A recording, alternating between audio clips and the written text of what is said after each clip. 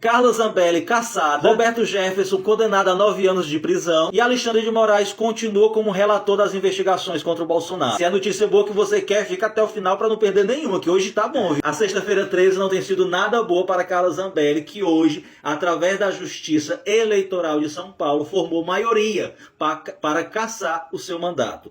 O motivo da cassação do mandato foi devido a ela ter divulgado, promovido desinformações, fake news em 2022 contra o nosso processo eleitoral, que levou o seu candidato Bolsonaro a perder para o nosso querido presidente Lula. Obviamente que ainda cabe recurso na Justiça Eleitoral de Brasília, a âmbito nacional, mas obviamente que nós já podemos prever que lá ela também não será bem sucedida. Zambelinha, o teu final, a tua queda acabou de começar hoje, nessa belíssima sexta-feira 13. Outro que se deu mal em defender o Bolsonaro com unhas e dentes, igual a Carla Zambelli, e que também foi esquecido e abandonado pelo Bolsonaro, igual a Carla Zambelli foi o Roberto Jefferson, que hoje foi condenado por maioria do Supremo a 9 anos de prisão. Quem lembra daquele ataque do Roberto Jefferson aos policiais federais, ferindo o policial federal que foi fazer operação de busca e apreensão e prisão na casa dele? Quem lembra dos grandes desrespeitos que ele fez a ministros da Suprema Corte, incluindo a ministra Carmen Lúcia, com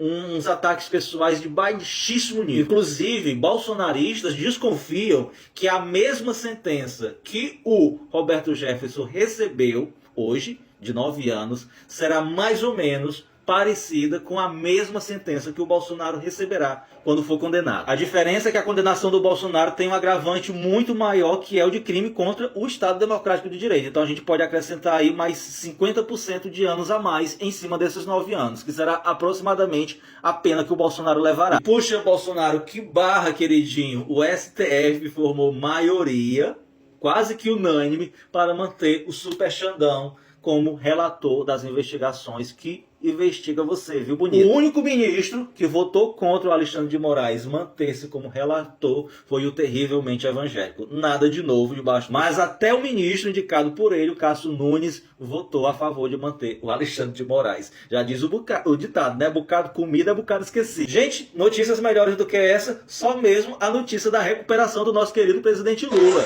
Olha que coisa linda a recuperação do nosso presidente.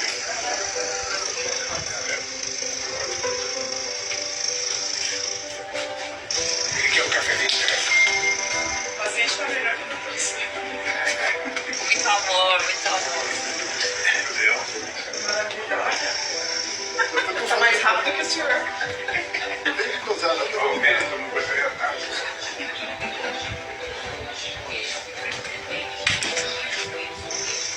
Só digo uma coisa, meus amigos: quando Deus diz sim, ninguém diz não. Não adianta desejar o mal do Lula, não adianta querer que a partida dele seja agora, não adianta.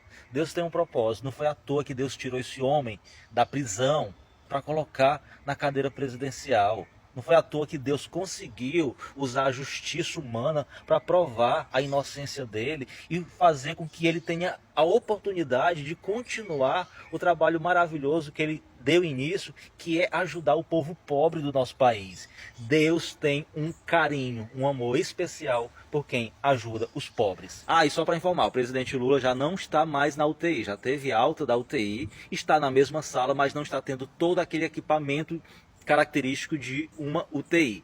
E se Deus quiser, na semana que vem já receberá alta para poder voltar para casa. E está trabalhando no hospital, viu? Tá parado não. Tem um bolsonaristazinho meio famoso que sugeriu no comentário na rede social que o médico do Lula matasse ele ou deixasse ele morrer sem ajuda, tá? Ele escreveu da seguinte maneira, ó: Thales Gomes perdeu a chance de ser um herói. Agora, quem é esse Thales Gomes? É esse daqui, que disse que mulher não pode ser CEO e que não contrata esquerdistas. E que tem empresas denunciadas por simplesmente não respeitar as leis trabalhistas. E exigir que seus funcionários trabalhem mais do que 44 horas semanais. Mas apesar de todo o mal olhado dele e de milhares de bolsonaristas, olha só o que o médico do Lula respondeu quando foi perguntado em entrevista o que ele aconselharia o Lula sobre a possibilidade de se candidatar à reeleição em 2026? Abre aspas para ele: eu vou aconselhar ele a ser candidato, fazer campanha todos os dias que puder,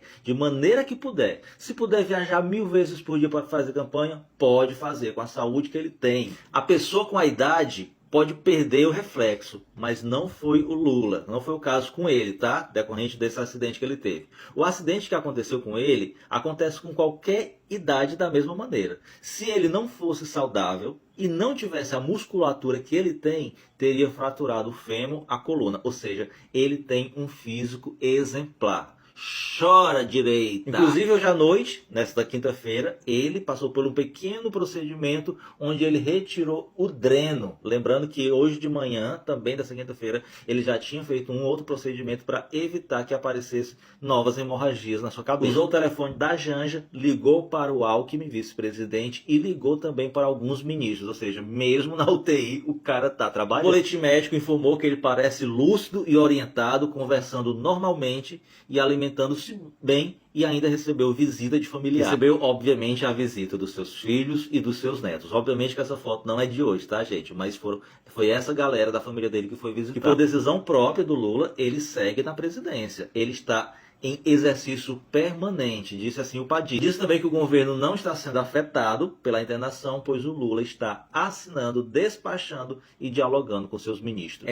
Minha gente, é muito gente desejando coisa ruim pro nosso querido Lula, mas lembre-se todos, quem cuida dele não dorme. Você sabia que a isenção de PVA para aeronaves e barcos dada pelo governador bolsonarista de Santa Catarina daria para construir 80 escolas? É isso mesmo, meus queridos. O governador anunciou nas redes sociais essa semana com muito orgulho, dizendo que vai isentar de PVA barcos e aeronaves, como se a grande população do seu estado fosse proprietária de barcos e aeronaves. Só para vocês terem ideia, ele vai estar abrindo mão de receber de recursos mais de 164 milhões de reais, o que seria equivalente para construir em torno de 80 escolas públicas. Detalhe, meus amigos, o orçamento para a educação teve apenas um crescimento de 2,4%, algo abaixo da inflação. Mas não há nada de novo no fronte. Esse é o típico modelo bolsonarista que prioriza os ricos